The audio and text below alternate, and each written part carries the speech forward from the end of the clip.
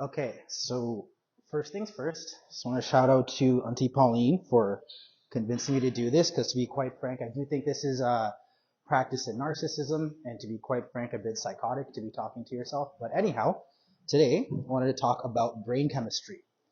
So, there is a way you can be addicted to going to the gym, right? And a lot of it has to do with, let's say, endogenous and exogenous feel-good chemicals. So I'm just going to get right into it, right? So there's this thing called the amygdala, right?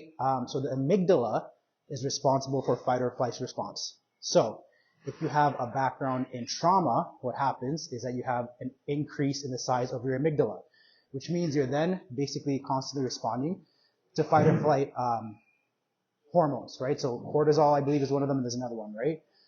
So essentially what can happen in that case is that you start relying more so on your amygdala's hormetic system rather than the natural endogenous one, right? So your body has four feel-good chemicals: serotonin, endorphins, dopamine, and oxytocin, right? So what can happen though, right, is if you're working off of a stress state, your body wants to get back to homeostasis. Your body wants to feel good again. But if essentially you're working off of your fight or flight or your amygdala's hormetic system rather than the feel-good chemical system, right, you're essentially going to have a couple things happen. Long story short, you're going to have a difficulty in endogenously creating those four feel-good chemicals, right? So again, serotonin, dopamine, endorphins, and oxytocin, right? So what can lead to happen then is that you're going to start seeking how to receive those same endorphins or those same hormones exogenously rather than endogenously, right? So this is when substance abuse can come in. Now the issue with that though, right, is when you do substance abuse, when you have issues with substance abuse, you actually damage your positive hormetic system, right?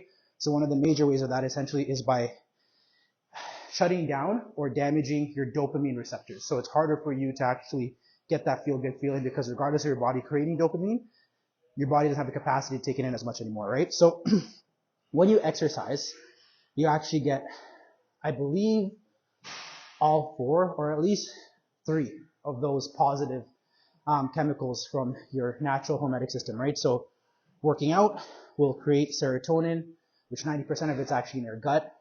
You're also going to get endorphin release, right? And you're going to get dopamine from working out as well too. Now oxytocin is the one that's a bit more complex, because oxytocin, for lack of a better term, is the love chemical, right? So generally you'll get an increase in oxytocin from spending time with somebody else. Usually it's a romantic partner.